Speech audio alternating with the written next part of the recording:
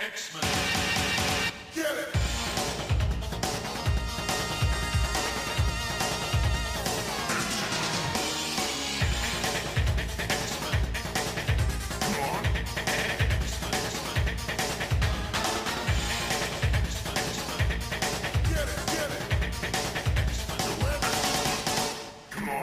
Hey everyone, and welcome to another exciting episode of Battle of the Atom.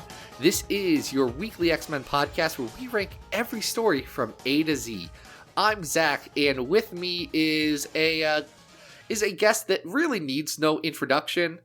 He is one of the co-hosts of Jay and Miles X-Plain the X-Men, the number one unofficial X-Men podcast, and, the people that we're kind of shooting to take down and have not been able to achieve that yet, but we're gunning for him. Figured we get in, bring Miles Stokes on here, get his defensives down, and then we could really go for the attack. Miles, how are you doing today? I am doing really well, Zach. Thank you so much for having me on your show, even if I have just learned that I need to watch my back around you and Adam. Nonetheless, friendly rivalry is still friendly. So yes, I'm doing great, and I'm excited to talk about some dinosaurs. How are you? I am doing so great. Glad to have you on, and really glad to talk about dinosaurs. This is going to be a weird one, folks. I'll tell you, the reason why I wanted to bring Miles in on this one is because on Jay and Miles Explain the X-Men, which is one of my personal favorite podcasts, and frankly, I'm not going to get sappy, but one of the inspirations for this show. Oh, thank you so much.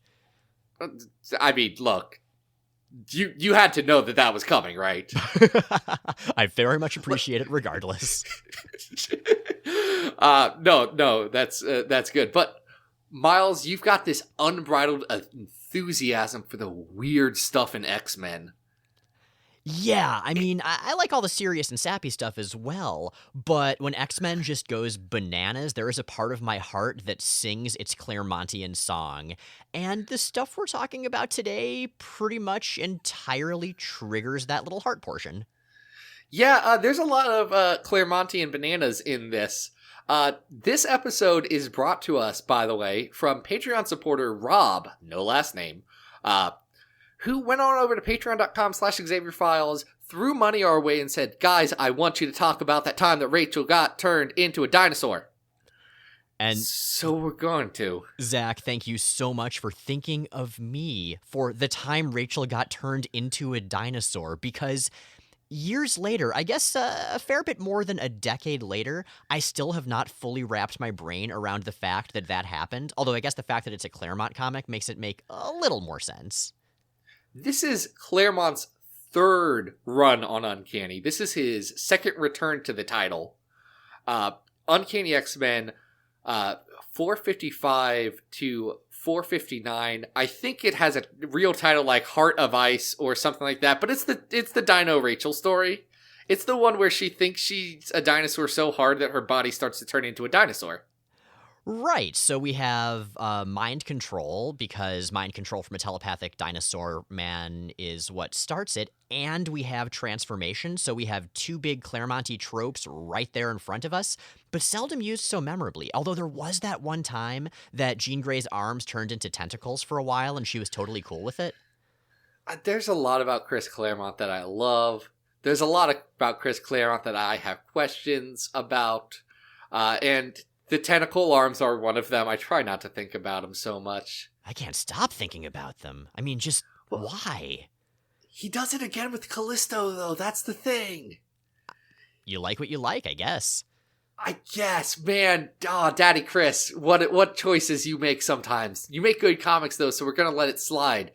In this one, Daddy Chris has an incredibly good collaborator with him. That is, of course, the incomparable Alan Davis.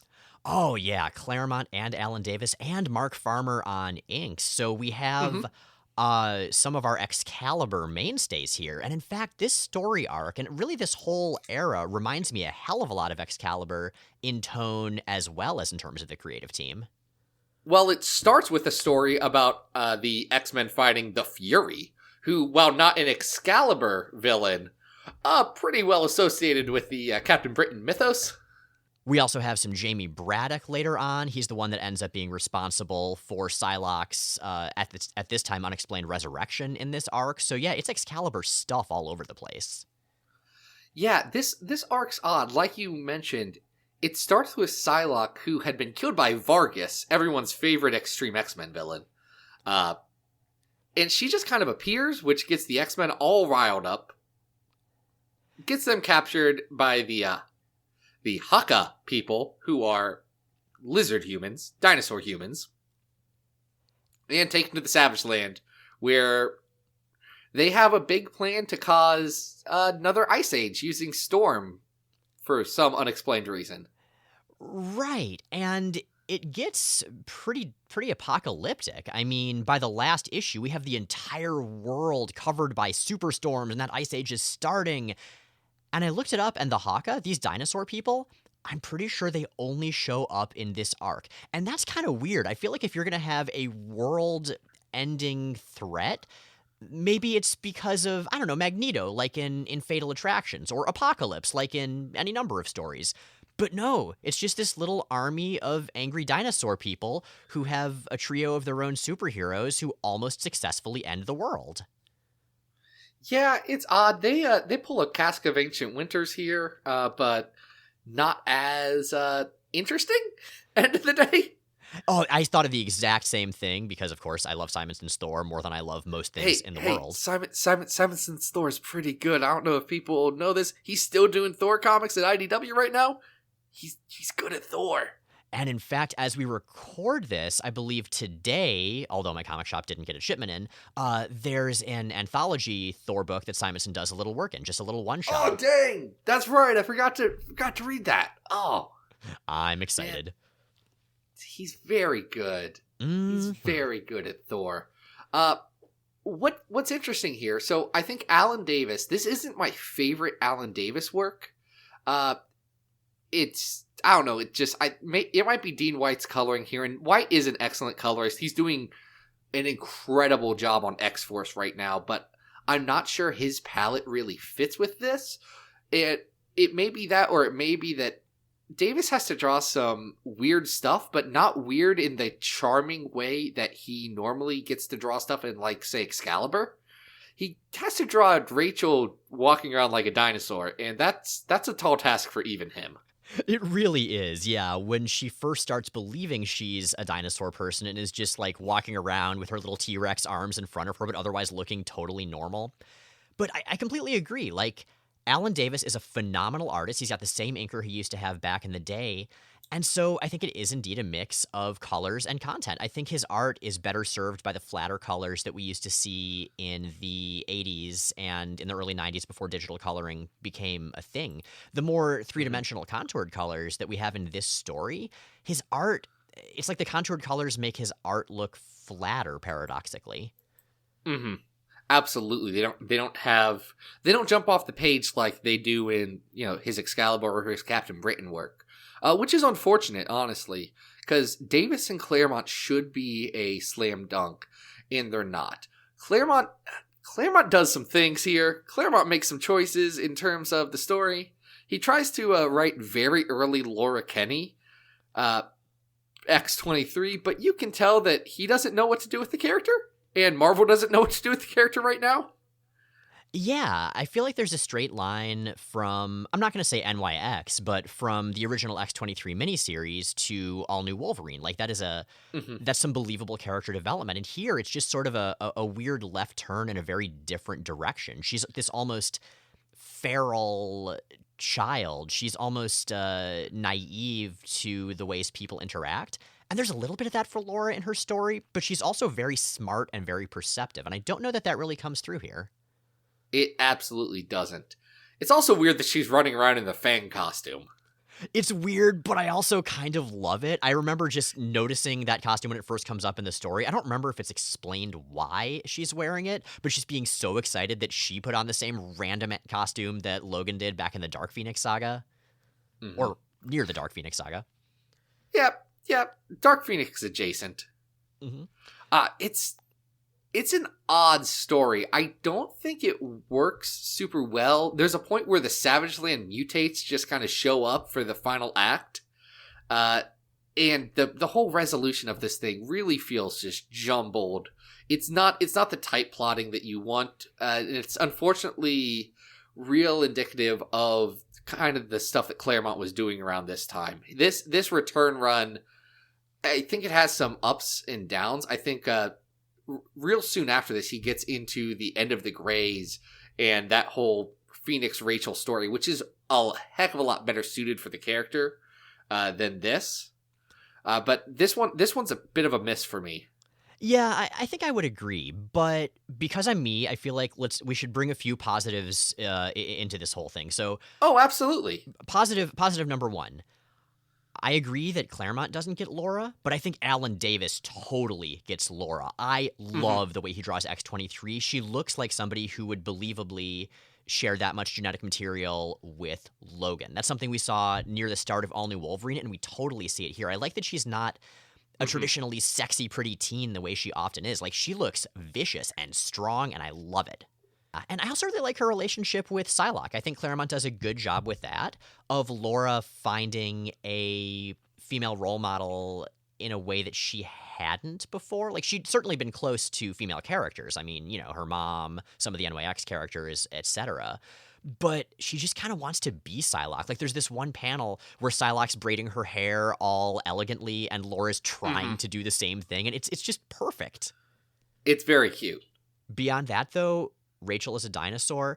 I mean, okay, it's kind of a dumb story, but I have to respect the story for going there, for spending 5 issues of having her gradually starting to walk around in more and more dinosaur poses and turn her face into a weird dino Rachel Gray.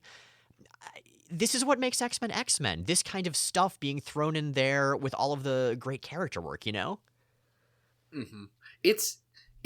This is an odd one. I remember reading it the first time and being perplexed by what was going on, and I jumped back, and I had not revisited this in several years. Coming back, I am still not sure what happened, but I'm not going to forget this story. That's the one thing. Exactly. Good or bad, it is absolutely memorable. Now, we have a lot of memorable stories on this master list. That is, in fact, counting down the best and worst X-Men stories of all time. We have 309 stories on this list. The number 1 story is the Dark Phoenix Saga, which proves that Chris Claremont does a lot of good stuff. Number 100 is All New Dupe. Number 200 is X-Men 118 to 119, The Submergence of Japan. And let's see, at the 300 spot, we have X Factor Special, Prisoner of Love. Okay, well this, I mean, we're certainly looking at bottom half, and that may even be a little generous. What do you think, Zach? I'm trying to think. We don't have much from this era of Claremont on here. We have God Loves Man Kills 2, which I think this is much better than, and that's near the bottom. But we also have, what else do we have? Right, we have the story, The End of Greys, which I like a lot, which is a lot close to the top. I don't think this is as good as number 225 on our list right now, which is Bishop's Crossing. Another story that is very memorable and lovable, even if it may be flawed as a narrative. Yeah, no, I love Bishop's Crossing. That's absolutely better than this story. Mm-hmm.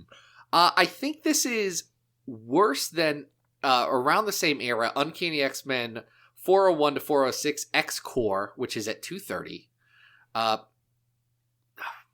And here's kind of where I'm looking. I think this is better than 247 Colossus Bloodline, which is the story where we find out that Colossus is related to Rasputin. You know that one? Mm-hmm. I can never forget that one. I think this works better than that. Where I'm at, 2 spots above that is X-Men 4 and 5, The Brotherhood of Evil Mutants, which starts out with a real strong story on number 4, and an absolutely wild one on number 5 where Toad tries to infiltrate the Olympics and they end up in space somehow. A lot happened back in those old Silver Age issues. They went from Magneto's going to become the fascist dictator of a island nation in Central America to he has an asteroid and is going to hijack the Olympics in like 2 issues right there. That was your 2-parter. I think 4 of that issue is stronger than this. But I do think this is better than what's right below that, which is X-Force and Cable Annual number 1995, which, for those of you playing at home, is the time that they went to the beach and the Impossible Man showed up. Oh, you guys are going to be covering that on J&M soon. We are. That is looming in the distance. That one will be fun. I think I like this about as much as I like that annual, that 95 annual. Do you have any thoughts one way or another on that particular pairing? I feel like that's a pretty good spot for it. Yeah. A little bit below Operation Zero Tolerance, which, had some flaws, but also some good stuff. And so, yeah, I think if we're looking at mixed stories with some good elements, but ones that maybe can't make it out from under the shadow of the bad ones, that's a pretty good spot for this story. Well, then, I think you're right. Let's make this the new number 246 on our list. Uncanny X-Men, That Time Rachel Became a Dinosaur. But we are not done with these Jurassic hijinks. I was trying to think of a different period of dinosaur times, but Jurassic's the only one that I had going, and that doesn't rhyme with hijinks at all. Japes, I guess, with Jurassic jokes, something like that. I feel like if Jay was on the show instead of me, he would totally have a dinosaur era you could throw in there. He knows so much about dinosaurs. Well, do you know who else knows a lot about dinosaurs? I mean, Alan Davis, kind of. Alan Davis does kind of know a lot about dinosaurs, and I think that's very, very true. I was also thinking about someone that Alan Davis did write, which is the Sauron from Earth, 99,476. Yup, we have another alternate universe, and it is full of dinosaur people! More dinosaur people! And more Alan Davis. Yeah. Oddly enough, the entire cast of Excalibur and Excalibur 51 here, written by Alan Davis, with pencils by Dougie Braithwaite, whose name I just mispronounced real bad, and I feel bad about that. I'm sure he doesn't mind. I'm sure he doesn't listen to this podcast. I can tell you on one hand, the number of comic book professionals who listen to this podcast, it's very low, which good for them. They should be spending their time making good comic books and not listening to these goofs. But we're talking about Excalibur number 51, called Don't Drink the Water. It's the cover of Excalibur where everyone's a dinosaur except for Rachel, oddly enough. Yeah, well, okay, so Rachel Summers at this point in continuity was unique in the multiverse, so, that scans. That's right. That was one of Claremont's weird rules that kind of just no one listened to. Yeah, that really fell by the wayside. But it's interesting. So this is right after a massive end to Alan Davis's first big arc on Excalibur, for his return at least. His righteous return, as some would say, where they fought Necrom, and Rachel, she wasn't doing so hot. So they decided to give us something completely different. Yes, that was a stellar, climactic story. It was all kinds of dramatic and had giant consequences, and I love that Davis decides to follow that up with this silly, silly one-shot. It reminds you that, at its heart, Excalibur really is a fun and funny book more than anything else. It's got a lot of heart. It's got a lot of, wacky hijinks in it. It's a really unique mix among the X-Men books. And that really shows here because what Davis does is takes us away from the main team and gives us a team of Britannicus Rex, Shadow Compass Saga, the very long name that is a pun that I don't understand, but I assume Shadowcat but a dinosaur is really what he was going for. Megon and Night Strutter. And don't forget Brigadier Alice Dawn Stewart and her twin brother Alisaur Stewart. I forgot about that. Yes, it's good. And also, Sauron's here. He's just a different colored Sauron. Yeah, I love that in this universe, he never had any kind of horrible transformation, but since it's a dinosaur universe, he still looks kind of the same as his horrible transformed dino self from the main universe, except like pinkish instead of green. And also this sort of hunched over, harmless looking scientist.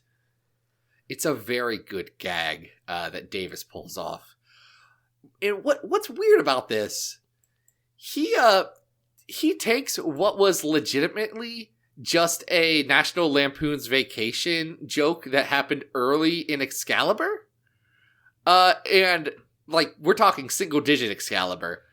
And then just, like, says, oh, wait, we gotta deal with this ramifications of the things we did.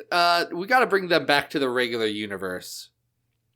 I love that Davis never forgets any little thrown away plot bit from his run with Claremont. Like, I love the fact that Kylan comes from a little kid who also wandered into a widget portal way back in the day. Like, Davis milks that stuff for all it's worth, and it makes it all feel planned and deliberate, even though it almost certainly was not, and I love him for that. I love that he makes the Marvel Universe just seem so much more cohesive than it actually is. Davis is such an interesting character when it comes to that, because I say character like he's fictional. Alan Davis is, I assume, a very real person who has very real feelings and emotions and seems nice. But he really, focuses in on, especially in this era, we started something. Instead of going back and just trying something new, let's look at some of those loose plot threads and pull something together from it. It's something that you don't see a lot in comics today, partly by the nature of runs being, a little bit tighter, a little bit shorter than that. But it's something that Claremont really excelled at, and Alan Davis really pulls from that exact same well here, to his credit. Absolutely, yeah. And, the fact that he uses it here, I think, is perfect as well. The fact that we have this silly story about an alternate dinosaur world that both ties into continuity and references continually and hilariously the fact that Excalibur is so exhausted from the last big storyline that they just sleep through the entire thing. It's very good.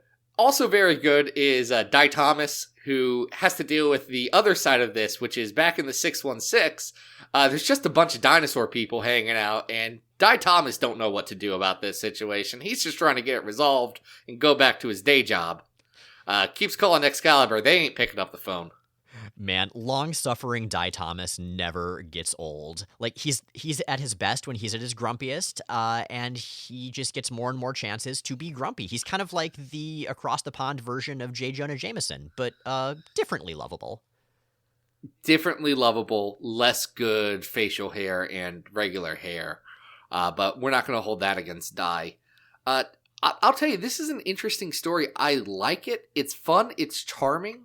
Probably a bit of a throwaway when compared to some of the other Alan Davis stuff, but still a real fun little story here with some excellent designs. As much as, I may not like the Rachel design from that last story in the Savage Land, I like how the dinosaurs look in this one too. They're fun. The art's good. I like it. It may not reach, Alan Davis peak, but as far as fill-ins go, this is a pretty good solution for it. Yeah, very much so. Like, it's a silly, non-continuity relevant overall fill-in, and it does that job phenomenally. It really does. Now we have a handful of Excalibur stories on our list right now. Some of them written by Davis, some of them drawn by Davis, some of them not.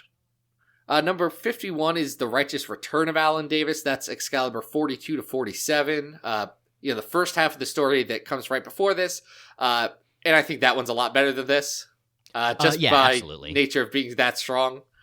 I think Mojo Mayhem is better than this. I think that time that Rachel had to fight Galactus on those big splash pages is better than this. That one I'm not so sure about. For me... Really? Yeah, okay. So it's a fun issue, but for me... If I recall correctly, that came after a big arc, and that felt like a little bit more of a letdown simply because it wasn't as big of a contrast, Like, it went from the Cross-Time Caper, which was this over-the-top story, to another over-the-top one-shot. So I like this one a little bit better personally, but that is a very subjective opinion. I need to make a clarification. This is the other time that Rachel fought Galactus when it was all splash pages in the same issue that, Megan and Captain Britain got engaged, not the one at the end of the Crosstime Caper. Oh, well, that changes everything. Yes, that story is amazing, and it's totally better than this one. I agree with everything you're saying about that story that I wasn't discussing. I forgot that they did that twice. Rachel and Galactus, they just like oil and water, except in space. That's a good pairing, and they should do that one more. Let me see. I know we have a Crosstime Caper story on here, and I'm trying to find it. At number 124 on our list, we have Excalibur 12 and 13, which is the start of the Crosstime Caper. That time they went to the Camelot world and Kitty didn't get married, which is a very common trope for her. That is a really fun story. That's before the Crosstime Caper goes fully off the rails. I quite like that arc of it. Okay. Well, then we can definitely drop it there, because I think we're in the right ballpark, though. This is a good story, maybe not a incredible one. I would agree, yeah. Let's see. You guys just recently talked about Phalanx Covenant Generation Next, which is at 146 on our list. How would you compare that to this?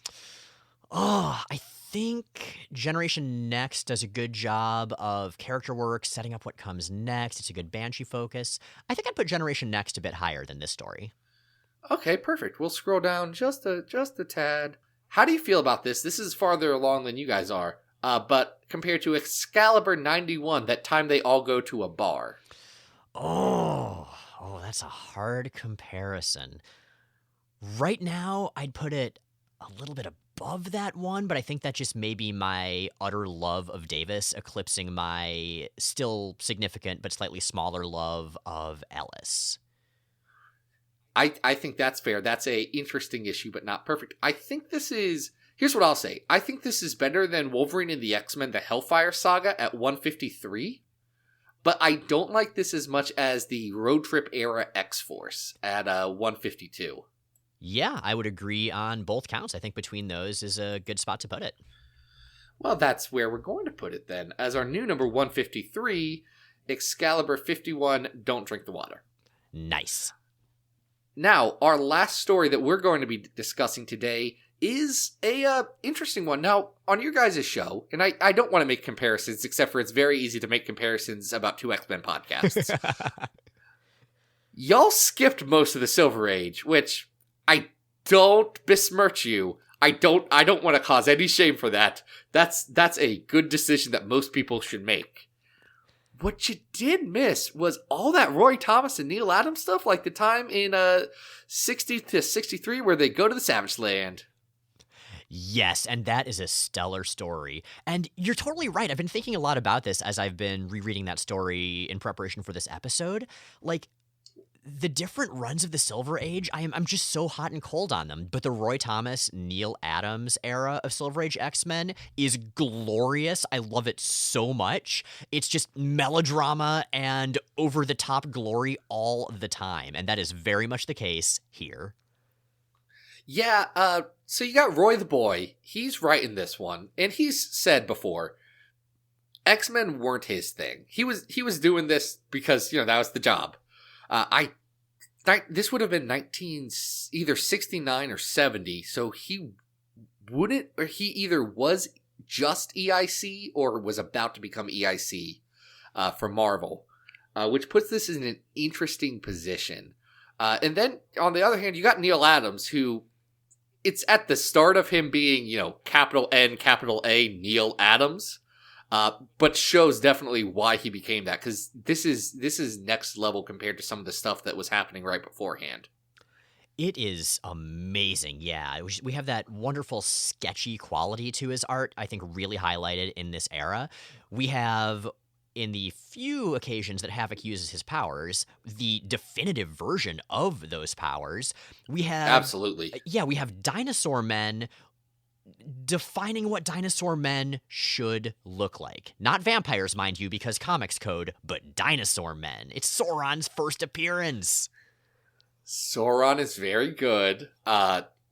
you do get a scene of him reading Lord of the Rings and then saying, I'm going to name myself after a character of Lord of the Rings, because that's the ultimate evil, which I understand that the Silmarillion had not come out at this point, but Morgoth, once called Melkor, is more evil than Sauron in Tolkien canons, and this panel always bugs me because of that. You know, we may be looking at a Marvel universe where if you're a doctor of one thing, you're a doctor of everything, but Carl Lycos does specialize a little more in hard science than literature, so I'm going to give him the pass on that, but just barely. Just barely, I think, is fair. Here's the thing we forget about Sauron. He starts with, like, this super sappy backstory. Super sappy and then immediately bonkers, yeah, because I think his, like, parents die and he's adopted by this rich guy who's a jerk, but the rich guy's daughter he's in love with, but he can't marry her because he's not rich enough, and it's almost like a romance comic until the dinosaurs show up. Yeah, then he becomes a dinosaur. It's perfect, and he becomes a dinosaur because his energy-absorbing mutant powers interact with that time that a bunch of pteranodons bit him in the Savage Land. Because science. This is how science should work in any sort of a just society. As someone with a bachelor's of science, I can confirm that some of that sounds like science. Very sciencey. It's very much science adjacent, which is good enough for our purposes here. We just like to play around with science. Maybe not actual science, but close enough. Which works in this comic because we get the stuff with Sauron, which is interesting. He mind controls some people. They end up in the Savage Land. And then Angel gets, I captured is the wrong word. He gets cared by a nice older gentleman in a science suit, with, silvery white hair, who takes him in and tells him some things. Unbeknownst to him, but the readers quickly find out, we've seen this gentleman before. It's Magneto. Oh, okay, that's the part you're talking about. I thought you were still talking about Lycos. I was very confused. Oh, so, no, that's fine. Okay, yes. Okay, so after you say we've seen this gentleman before, we have, but we've never seen him outside of his snazzy bucket helmet. And I love that. I love that the plot twist, as, this old white-haired dude takes care of Angel, is that he's Magneto, and the only reason we didn't know is because back in the day, you didn't used to ever see villains without their costumes. Yeah, he just didn't have his hat on. Exactly, which I feel like that's how you do a secret identity. If you just wear your uniform all the time, 100% of the time, then when you later show up wearing an orange jumpsuit with ray guns on your hips and a jetpack on your back, nobody's going to know it's you. Yeah, I know Silver Age Magneto is, let's say, not consistently written, or kind of bad and without motivation, or a knockoff Doctor Doom with magnet powers. I get all of that. It's weird here that he's trying to genetically engineer a bunch of mutants, right? Like, I don't think magnetism can do that. Yeah, it's sort of like how he used to be able to astrally project and control people's minds, and eventually it was just the technology in his helmet. You just sort of go with it. Like, heroes and villains could do lots and lots of things. It was like Superman super weaving back in the day. Like, that was just the Silver Age. That was how it worked. It did. It's very interesting to see, Neal Adams, who really, his style was one of the definitive Bronze Age styles. Seeing him draw a true Silver Age story, it's a little wacky to me, in a good way. Yeah, I think it absolutely elevates the story as well, because as much as it's incredibly silly if you think about it, like Thomas's declamatory, dramatic prose and Adams's really very realistic art, like, it makes it work. It lets you suspend your disbelief. And so you can appreciate, on the one hand, that Magneto just turned a caveman into a frogman because he wants to make more mutants. But on the other hand, there's this genuine drama to what Lycos is going through. Like, it's the perfect mix. And I think that's something that X-Men at its best often has. Ridiculous concepts, but with straight-faced executions. Do you think Magneto made that frogman because he missed his friend Toad? I think that's really the only explanation, yeah. Amphibious, I think is his name. I also like that the names are very on the nose, although the fact that we have a henchman with 4 arms who is not named Forearm offends my 90s sensibilities. Look, the Rob would resolve that for us, and we're all the better because of it. But yeah, the Savage Land mutates are a weird bunch because they show up all the time when you want to end up in the Savage Land. They showed up in that Claremont Davis story that we talked about at the top of this. But I don't get them, and they're not good, and I don't really care about them at all. Yeah, and well, I think part of that is that their origin doesn't make any sense, and they're not given much beyond that origin. Like, the idea of just creating mutants using technology, the mutant metaphor doesn't really work when you not only do that, but do that in caveman land. Like, you don't have a society to hate and fear you. Instead, you just have dinosaurs to eat you, and they're trying to eat everybody. Yeah, I mean, look, credit where credit's due. The dinosaurs have got to do what they got to do to survive. I don't hold that against them, but it does break down some of the more subtle nuances of the mutant metaphor. I would agree. Yeah, I think the most interesting the mutates have been was actually in an otherwise utterly forgettable X-Men Unlimited issue that we just recorded on my show. I don't think the episode is going to be out yet when this comes out, but just the idea of them as perpetual henchmen, like, there's a Hook. You can do something with that. But as Hook's ghosts... Is that one with Sauron on the cover? It is, yeah. And the one with, I think, 7 different inkers and, like, 3 different letterers. And, oh, man, it's rough. Oh, God bless Crunch Time Comics. Yup. Oh, but that's interesting. Yeah, the mutates don't really work here. Magneto... I like the Magneto reveal. I think that works really well. But he's otherwise baffling in this story. The X-Men are very much high drama. But the real star of this, I think, is absolutely Neal Adams' artwork on this. It's gorgeous stuff. It's worth reading. I think it takes Silver Age X-Men into a different level, and I'm so curious to see what if the book didn't get canceled and this is where X-Men kind of started from and we ran from that. It would be a very different world, but it'd be a world that I'd be interested in seeing. Yeah, I mean, we got X-Men The Hidden Years, which maybe not so much that, but if you were to take this and to do like a Silver Age X-Men Forever from it, throwing Neal Adams in there, oh, I would read the heck out of that. Yeah, it'd be pretty good, and I really hope I never have to think of The Hidden Years again. That one's rough. The Hidden Years picks up directly after this story, and boy, howdy, is it a weird one that I am not a huge fan of. Agreed. As nice as it is to see more Silver Age Havoc and Polaris, because they certainly got sidelined all the time, I think that's the most that The Hidden Years has going for it. Yeah, Havoc and Polaris also get sidelined halfway through this story, too, like they were wont to do. Yeah, well, it's okay. They'll eventually just go back to school and finish their dissertations and lead long, happy lives away from the X-Men. I'm glad that you could pull one running gag into this show. I think that really elevates the crossover here, Miles. I do what I can. No, that's good. So this is, I'd say this is an interesting story with a lot going for it. Maybe not as good as some of the best stuff we have on here, but definitely an odd one. How do you feel about it compared to the Excalibur dinosaur issue? Oh man, talk about apples and oranges, or apple dinosaurs and orange dinosaurs. If I were to compare it, I mean, this is an important arc continuity-wise. It's got some good character development for Sauron. I might rank it a little bit above on some criteria, but yeah, below on others. I'm curious as to your take, Zach. I think the Dinosaur Excalibur is a tighter story. This one drags a little bit and does not have consistent plotting. It has a lot to like. I like Sauron in this. Not so sold on the second half of the story that has the Magneto stuff.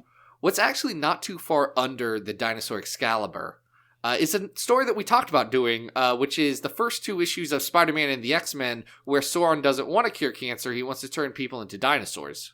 Oh man, I am so very fond of that story, and I will say, if we're talking about how tightly a story is put together, I think the Spider-Man and the X-Men story would absolutely come out on top.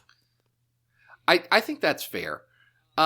a bit below that, we have, let's see, Glob loves man kills, and I like Glob loves man kills better than this, but I'm also a Glob Herman Mark. How do you feel about this compared to, this is going to be a weird comparison, but I want to see your thoughts. Regular X-Men 39, that time that Adam X, the Extreme, went camping with his grandpa. So I love that issue a lot. I love that Adam X started to be a serious character and yet still was named Adam X the Extreme. Yes. But at the same time, I feel like this is a better Silver Age story than that was a 90s story. I think for its time, it elevated its era a little bit better than Adam X going camping did. And I'm so sorry, Adam X, to say this. I still love you. You're still my favorite third Summers brother. But I think this one would be a little higher. He's a very good third Summers brother, and I do feel bad about that for him. But I kind of agree with you. Probably, let's say, second pick for third Summers brother, Gambit. Number one, the first miniseries for Gambit is at 177, and I think that one's a bit tighter put together than this. Yeah, I would agree. I'm a great big fan of the Gambit series. I think it's my favorite Howard Mackie Nolans verse story. Mm-hmm. I think you are absolutely right on that front. Okay. Just a bit below this, there is X-Men Origins Jean Grey, which has that real beautiful Mike Mayhew art that I think pushes... It's so different than Neal Adams, but I think that very good art compared to the tightness of that one-shot might put it a bit ahead of for me. But I think I'd put this above Uncanny X-Men 391, the story where Scott Summers and his dad go on a camping trip. That seems like a pretty good place to put it. Yeah, they're of pretty similar qualities, but I think this one may edge that out. That's good. That would make it our new number 180 on this list. It's the Neal Adams Savage Land stuff. It's pretty good, guys. Yeah, I just wish that Havoc used his powers more, but really anytime Neal Adams is drawing anything, I want Havoc to show up and use his powers, even if it's not a Marvel comic. Neal, I know you're still working. You're still hustling out there, man. Just draw some circles. Draw a guy throwing some circles at people. That's all we want. Nobody does it better. It's what the people crave. Now, I think what else the people crave is for this podcast to just finally get on out of here. But it's been a great time. This entire, I guess, episode is what we call these discrete units of podcasts. Miles, thank you so much for being on. It was an absolute joy. Where can people find the stuff that you're toiling away at week in and week out? Well, I am, of course, half of Jay and Miles Explain the X-Men, like you mentioned earlier, and we are at explainthexmen.com or on all of the various podcatchers, and we're on Twitter and that sort of thing. That's Explain the X-Men with no E at the beginning, because why would you not make an X-Men pun if you have the opportunity to make an X-Men pun? It'd be wild not to. And I also did a podcast a few years back with Elizabeth Alley called Thor, the Lightning and the Storm, talking about the aforementioned Walter Simonson run of Thor. So that's just a little limited run, 14-episode podcast. That one's kind of fun, too. It's a real fun thing. If you're interested in that, guys, we had Elizabeth on way back a couple years ago talking about some Thor stories. So, check that out. Zach, thank you again so much for having me on the show. This has been a blast, and it is a genuine honor to be on your podcast. It is a great X-Men podcast, and I'm happy to have contributed some Dino thoughts. Well, I would like to thank you for coming from your great X-Men podcast to talk about this great X-Men podcast, which is now how I'm going to describe it as all times. But that's good. Helping make this a great X-Men podcast, and I think you... Miles may have heard this because I said it earlier on this show, is a guy named Rob.